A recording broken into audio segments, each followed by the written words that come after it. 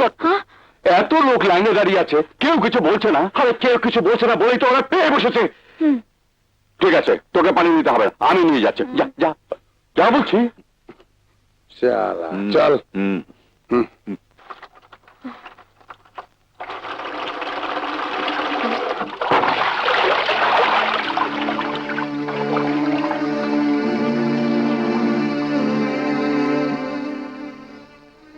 রাজা, আমি বলছি তুই কোনো ঝগড়া করবি না। তোর মরা মায়ের কসম রইল। বাবা তুমি যাও, আমি আর ভাইয়া পানি নিয়ে আসছি। মনে থাকে যেন। তুই আবার বাবাকে ডেকে আনলি কেন? তা না হলে তুমি তো মারামারি বাঁধিয়ে দিতে। বাবা, তুমি ওদের সঙ্গে পারবে না। এই আপনাদের জন্য আজ দেশের সন্ত্রাস মাস্তানি মাথা তারা দিয়ে উঠেছে। আপনারা যদি এই অন্যায়ের প্রতিবাদ করতেন তাহলে আজ ওদের এত বড় সাহস হতো না। কি করব বাবা, কিছু বললে তো ওরা মারধর করে মহল্লা থেকে তাড়িয়ে দেবে।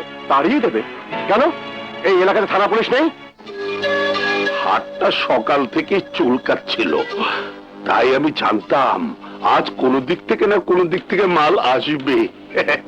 আসলে তুই একটা জিনিস রে, দুদিন হলো জেল থেকে বের হই, ঠিকই মাল কামিয়ে আমাকে কমিশন দিতে এসেছে। না না, কোনো মাল কামাতে পারিনি। ভবিষ্যতে মাল কামাতে পারবো কিনা সন্দেহ আছে। বলিস কি রে, চাঁদাবাজির লাইনটা ছেড়ে দিচ্ছিস নাকি? আপনি সাহায্য না করলে ছেড়ে দিতেই হবে। মহল্লাতে এক নতুন মাস্তান গজিয়েছে, নাম তার রাজা। বুকের খাঁচাটা অনেক বড়। ওই শালা আমার কাজে বাধা হয়ে দাঁড়িয়েছে। ওর ভয়ে লাইন ছেড়ে দিবি? আগে বল, ওর নামে একটা কেস ঠুকে দিতে। আমি ওকে ধরে এনে বুকের খাঁচার হাড্ডিগুলো ভেঙে দেই।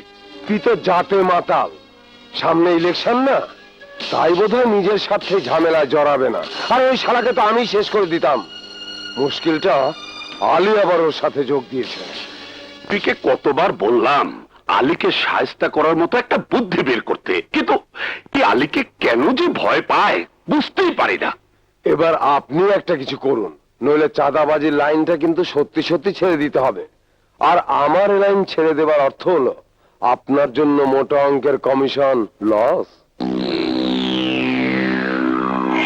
তাহলে তো ভাবনার কথা, দেখি কি করা যায়। দেখি দেখি করে 2 বছর তো দেখলাম। আমার যদি হয়ে সরকারি তেল পুড়িয়ে খুব তো লালবাতি জ্বালিয়ে ঘুরে বেড়াচ্ছ, আমার বস্তি খালি করে ওই বস্তিতে লালবাতি জ্বালাবে কবে? আমি তো বলেছি বস্তি খালি করা খুব একটা সহজ কাজ নয়। এলাকার জনগণ খুব শক্ত, খুব স্ট্রং। এলাকাটা কিন্তু তোমার। হ্যাঁ, এলাকাটা আমার, কিন্তু ওই বেটা আলী আর বস্তিবাসী আমার নয়। ওদের জন্যই আমি কিছু করতে পারছি না। এখন দেখছি তোমাকে ভোটে জিতি আমি ভুলই করেছি। শোনো, ওই আলী টালি আমি বুঝি না। ওই বস্তির দখল আমার চাই। যদি 1 মাসের মধ্যে বস্তি দখল দিতে না পারো তাহলে এবারের নির্বাচনে তোমার পেছনে আমি একটি টাকাও খরচ করব না। কর্তা, বড় সাহেবের কথাগুলো নোট করে ফেলি। ঠিক আছে, আমি কথা দিচ্ছি, যে করি হোক আমি বস্তিটা খালি করবই। তবে বস্তি খালি করার আগে ওই আলীর একটা ব্যবস্থা করতে হবে।